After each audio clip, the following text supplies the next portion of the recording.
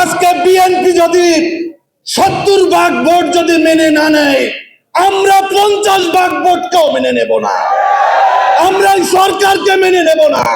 দীর্ঘক্ষণ যাবৎ শহীদ পরিবারের এবং আহত ভাইদের বক্তব্য শুনেছি।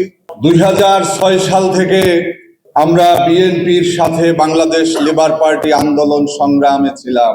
আমাদের সেই 4 দলীয় জোটের পরে আমাদের শীর্ষ নেতাদের মধ্যে নিজামী ভাইকে ফাঁসি দেওয়া হয়েছে, বেগম খালেদা জিয়াকে গ্রেপ্তার করে বিনা চিকিৎসায় হত্যা করা হয়েছে, এবং আমি মতিঝিলের শাপলা চত্বরের যুবলীগের সন্ত্রাসীরা আমাকে নির্মম ভাবে বর্বরোচিত ভাবে যেভাবে হত্যার উদ্দেশ্যে হামলা করেছিল, আমার পুরো পিঠ সাদা। লক্ষ লক্ষ মামলা দিয়েছিল আওয়ামী লীগ, গুম করেছে, খুন করেছে, আয়নাঘর করেছে।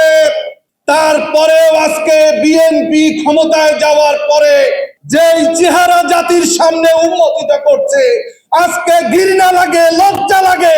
এই বিএনপি সেই বিএনপি নয়। আজকে আমরা শহীদ পরিবারের বক্তব্য শুনেছি, আহত ভাই বোনদের বক্তব্য শুনেছি।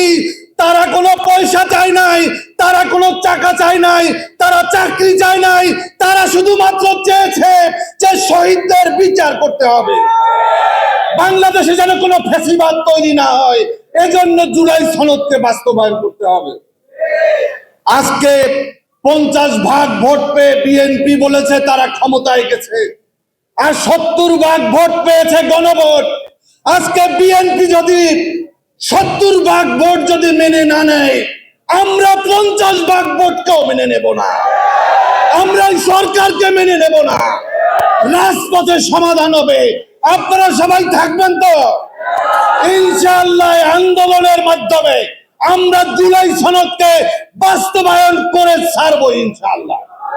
আল্লাহ হাফেজ। বাংলাদেশ জিন্দাবাদ, বাংলাদেশ লেবার পার্টি জিন্দাবাদ।